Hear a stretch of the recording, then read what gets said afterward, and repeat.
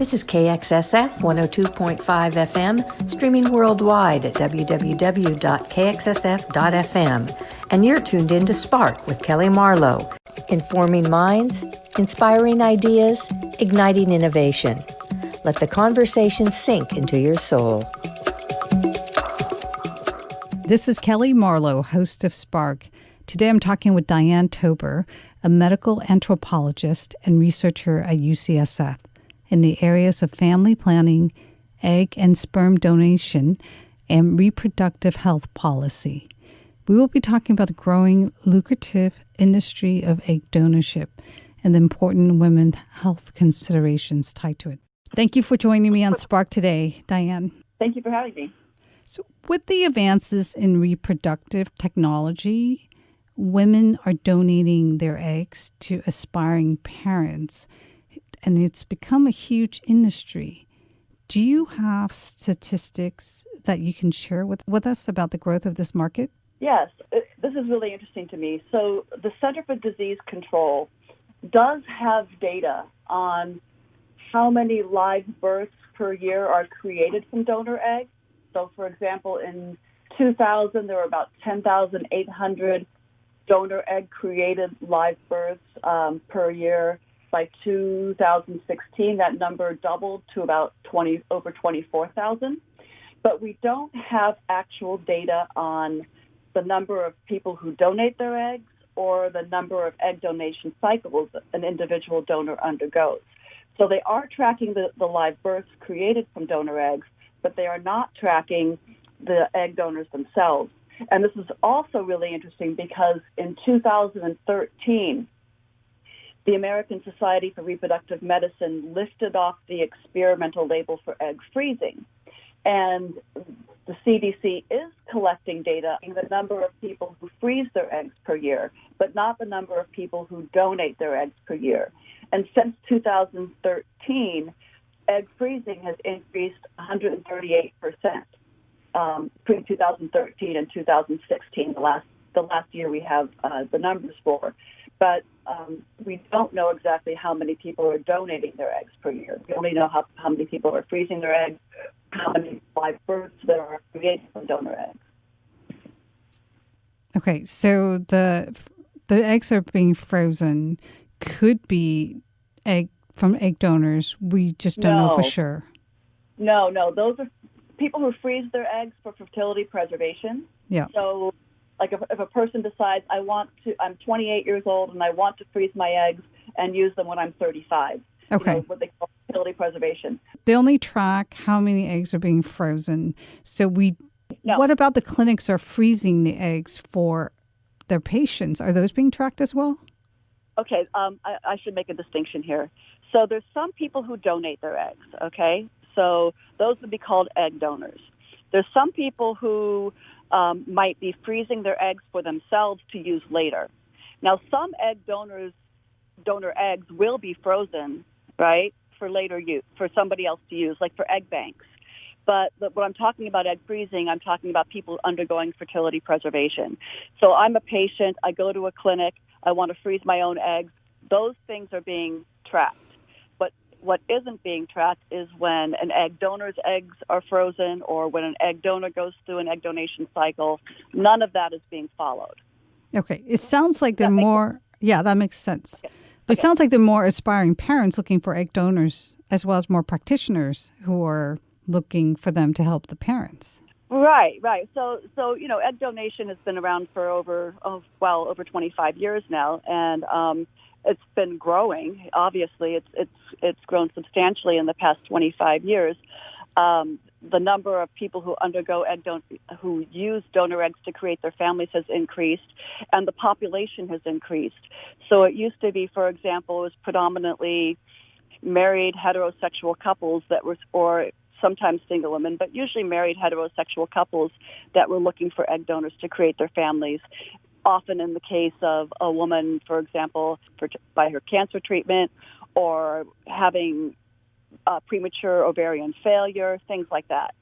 And then around 2015 or so, a little earlier than that, many other countries stopped allowing international adoptions. So China, Russia, and so on cut off international adoption. And it used to be that a lot of same-sex couples and individuals would go, and adoption started closing down. You started seeing a huge boom in same-sex male couples and single men, and to some degree same-sex female couples, but usually more the men, using egg donors and surrogates to create their families. And so you see a dramatic increase in the number of egg donations per year, or the number of live births with donor egg per year since international. It's like there's an increase in egg donors as well then. Exactly. And I'm hearing that they're paid a lot of money to donate a cycle of eggs. How much are we talking about? It depends. If somebody wants to find an egg donor to create a family, some different clinics have different programs.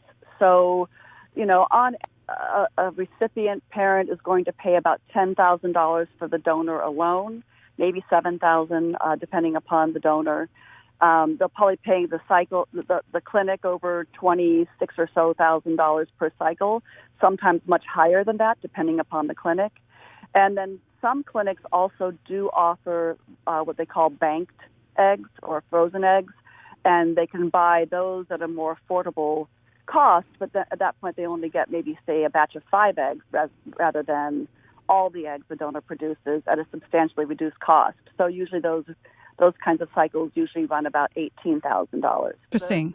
So it sounds like Go ahead. It sounds like the agency you go to determines how much you're going to get paid. It varies. So there's agencies and there's clinics. Okay, so some people just go directly to the clinic, and the clinic might have its own internal egg donation program. So they have their own internal recruiters. They have their own internal database of egg donors. You go to your doctor at this fertility clinic, and they help you. They show you they give you access to the database. You choose your donor. You keep it all in house. There also are another alternative people sometimes go through are the egg donation agencies. And the agencies are sort of a liaison between the donors and the clinics and the recipient parents. And they can help facilitate all those processes. And agencies also will get an agency fee. Different agencies may potentially try to recruit or appeal to different kinds of attendant parents. So, for example, there's an agency I know of that focuses on Jewish egg donors for their Jewish clients. There's another agency I know of that focuses on Asian egg donors for their Asian clients. There's some agencies that focus on what they call like elite donors that have Ivy League educations, for example. So there's different kinds of agencies that target different niche markets. And it sounds like usually these profiles of attractive, educated women with certain traits that one can choose from. Mm-hmm. Right? When you were talking about Ivy League women, it's kind of interesting, right? It's almost like you're kind of matching to what your desire child will look like and how smart the child will more likely to be, and so on. Yes, and one genetics counselor I interviewed once, I asked her like how, because she does genetics counseling for her recipient parents to help find donors to make sure they don't have a genetic disease and so on. And I asked her, what are intended parents looking for? And she basically said, well, they're looking for someone like themselves, but only better. So slightly taller, slightly more attractive, more intelligent, or more educated, or at least as educated, and those kinds of things. So usually, like I said, they're looking for somebody like themselves, somebody that they feel like they could relate to. I often hear intended parents say things like, well, we wanted to feel like we had a connection to that donor. So sometimes they don't necessarily look just for looks or high SAT scores or IQ scores or so on. There might be something else in that profile that speaks to them. But other times, there are specific traits that somebody might look for. So, it's all variable according to the individual. But, so there are these different sorts of facets to the process. But what's also interesting is that it seems to be targeted at, let's say, college female students right. or a little bit older, right? And that seems to be the market. And they may be struggling with paying for college or their expenses. So then it's a very attractive offer because they feel like they're helping an aspiring parent. So that seems like a good thing. And at the same time, they can support themselves. Right. So I have a study now with over 500 egg donors in it. And I've interviewed about 120 of them, and 500 or so have taken surveys. And so a lot of egg donors have told me things like, it seemed like a win-win. I could make some money and help somebody at the same time. And for the most part, that seems to work out. Student debt or tuition costs are a huge reason behind women's decisions to donate eggs, or people's decisions to donate eggs. And I should add the caveat in there, not all egg donors in my study identify as women. There are a couple who do identify as transgender men who donated eggs before used to pay for, like, for example, top surgery. So we have to think more broadly regarding who donates eggs and who receives eggs. But in any case, there is a high degree of students with heavy debt, tuition costs, and so on, and doing this predominantly to make ends meet, but also, to help others. I know one person, though, who did, for example, an excessive number of donation cycles. She did 17 donation cycles, and it was pretty much all to pay off the student debt. Wow. Yeah. It looks like it's being marketed to them in a way that's appealing, that it's not something that's invasive, and you're helping aspiring parents. But it is invasive, right? It's not something that your body just recovers from and moves on. Right. It is a very involved process. So, I hear a lot of people equating it to something like donating blood, and it's not like donating blood at all. Basically, an egg donor is put on hormones for several weeks to help stimulate the ovaries to produce more eggs.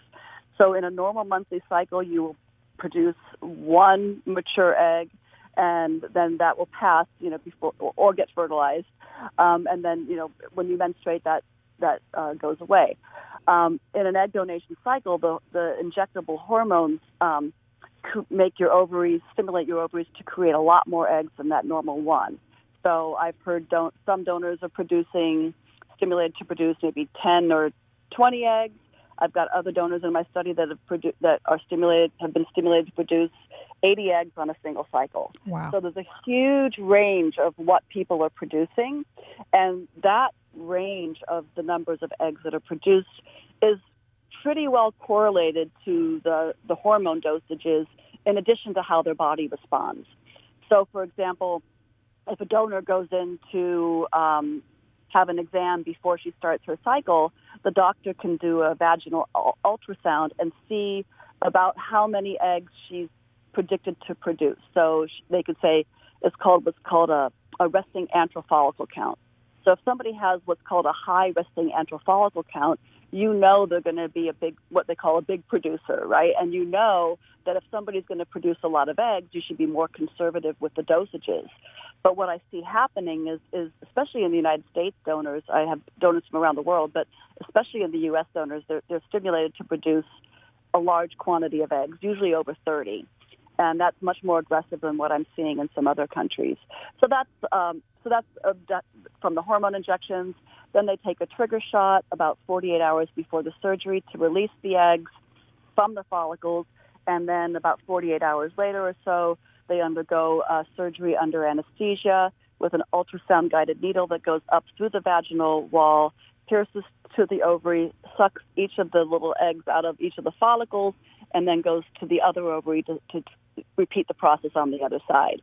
Then they go into recovery for about 30 or 40 minutes. They're waking up from anesthesia, and then about an hour later they go home.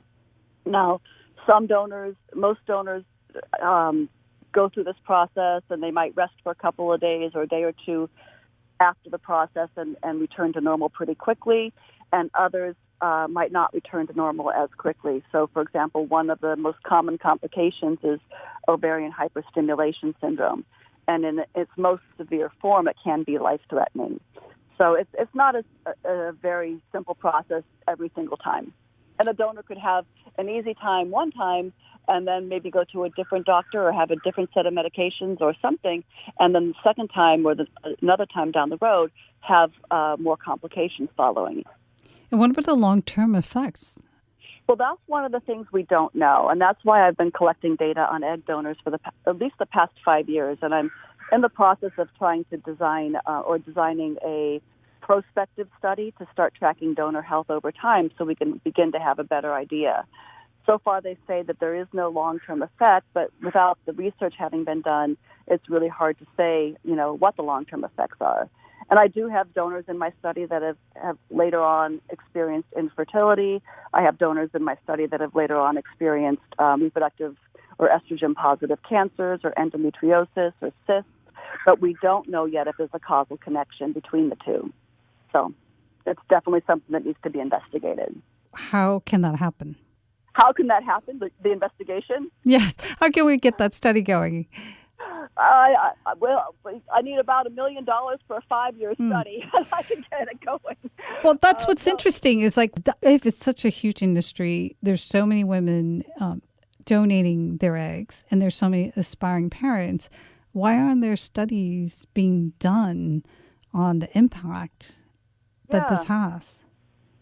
I mean, that's a very good question, and it's a question that I've been struggling with for the past 6 years. I do have a National Science Foundation grant that covers a portion of my work that compares egg donation in the United States and Spain, and I've got that grant for the next 3 years. But what I need to get is a solid 5 to 10 year grant that's going to be looking at to do a prospective longitudinal study, and those kinds of projects are very costly. And so one is the amount of money that's needed, and the second is sort of where's the motivation going to come from. So, for example, I'm looking at government funding, so maybe through the National Institutes of Health, for example. Well, they have an infertility division, but that's focusing on people's experiences with infertility or ways to,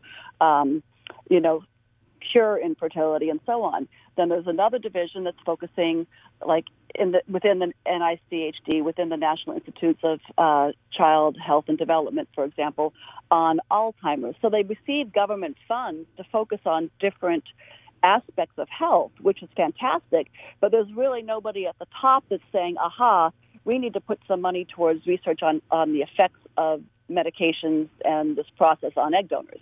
It needs to enter into the consciousness first before it can translate into funding. And that's where I've had the challenges of trying to figure out, how do I make this project meet the funding programs in order to get this funded to move it forward? Well, first of all, it's a very lucrative industry. My understanding is most of it is paid in cash. There's insurance that pays. There is some cash payment. There is some credit cards. People put money on their credit cards. They might take out a second mortgage on their house or third mortgage on their house to finance it. There's different ways people come up with financing to pay for it.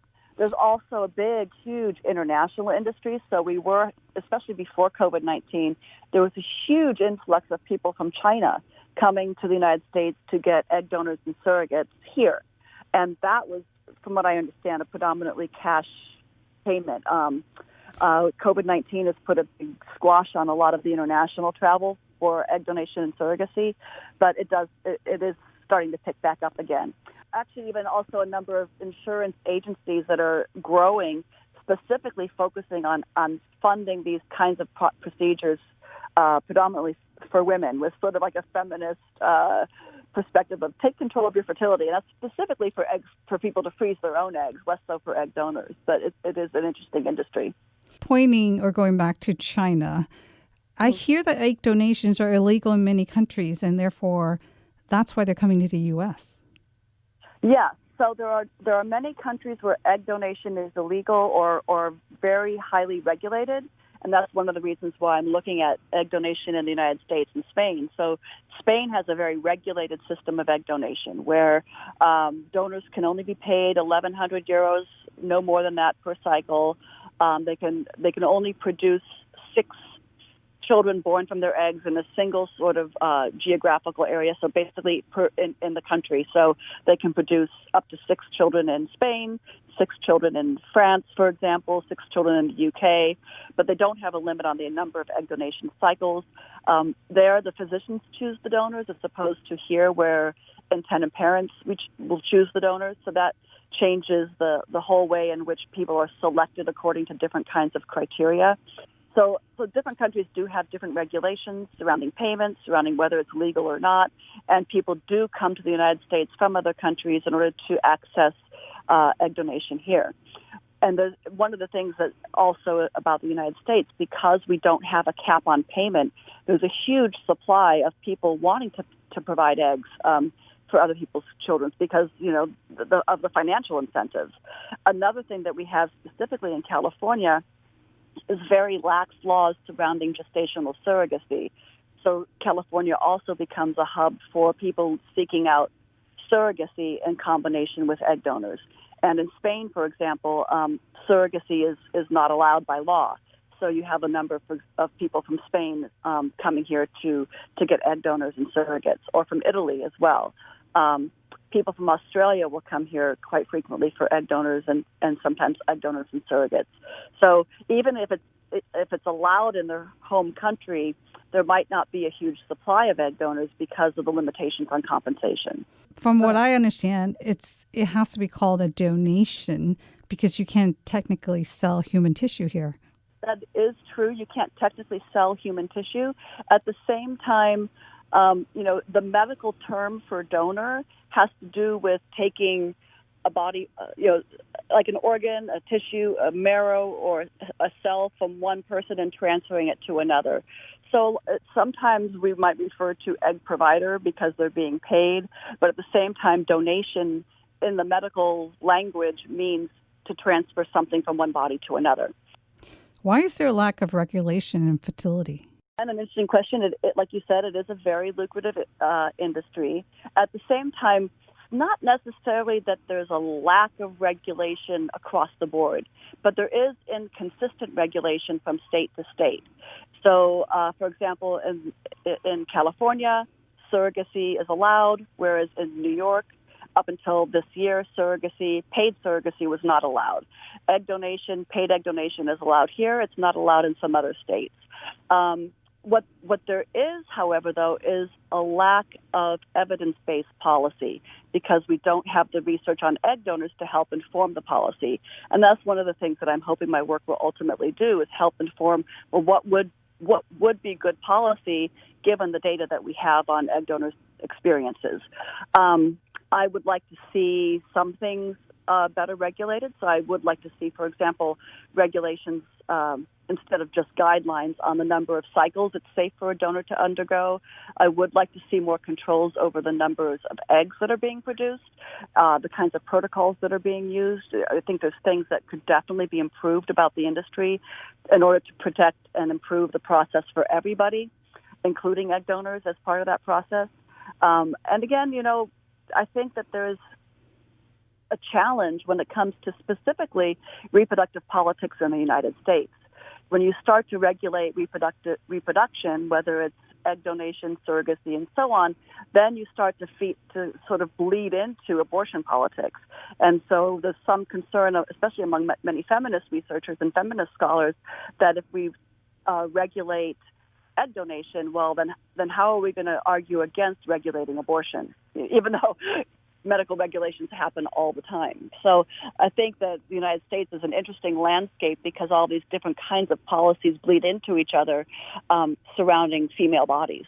But at the same time, the women are not being educated about the possible risk involved. Correct. And that's something that I think that my work will really contribute to is let's figure out how to improve the informed consent process, both in short-term and long-term emotional and physical risks and benefits so that people can be better informed. So that, I think, is a huge gap that needs to be filled in terms of, better care and better regulation and better information for egg donors. Are there ethical concerns tied to the relationship of the child or egg? Well, yeah. I mean, and then I've talked to a number of donor-conceived people as well, and one of the things that I've heard from donor-conceived people is that you lose a part of yourself when you don't know where you come from. And I think that that's really important. And there is no, people are using increasingly 23andMe and Ancestry.com and all these GED Match, all these kinds of technologies to search for genetic kin and finding their donors, finding their donor-conceived children, and finding their donor half-siblings and making these connections. And I think that there also needs to be more focus on the rights of the donor-conceived children in these transactions, because that's really left out of the equation. And it used to be, before the 23andMe kinds of direct-to-consumer ancestry testing, people thought, well, nobody's going to donate their eggs if their privacy can't be protected. And what I'm finding with the egg donors that I'm interviewing and surveying is that that's really not true. Most of the donors in my study actually do want to have their identities released to the children, at least at some point, whether it's in the future or immediately, or have open donations, things like that. And they are concerned about who's receiving my eggs. They are concerned about the children that are being raised. And I especially see those concerns change over time. So somebody who's 19 and donating their eggs might feel very differently at 30 or 40 or 50 or after they have their own kids. And I think that definitely the significance of biological connections is something that can't be ignored. What would be your advice for women who are considering egg donation or becoming egg donor? Yeah, well, first advice is make sure you do, your own independent research and don't go just by what the clinic or agency tells you, or what the egg donor recruiter tells you.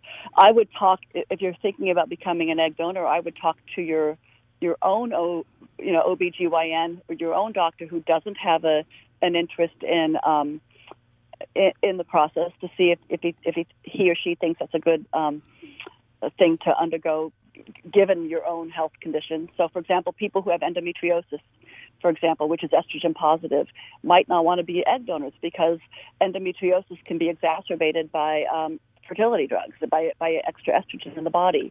People with a family history of cancer might not want to donate their eggs because we don't know to what degree the fertility drugs might exacerbate an underlying or pre-existing or genetic conditions for cancer. So those are things that I think need to really think about. Another thing would be to advocate for oneself. So do the research, ask questions from the doctor. Well, how many eggs do you plan on retrieving from me per cycle? What kinds of hormone dosages are you planning on putting me on? What are the hormone the medications you're going to put me on? Then research all the hormones. You can go to WebMD, for example, and look up the different types of medications that are going to be used and see what the side effects are. One of the things that we've just finished looking at the data on is the kind of trigger shot that's going to be used.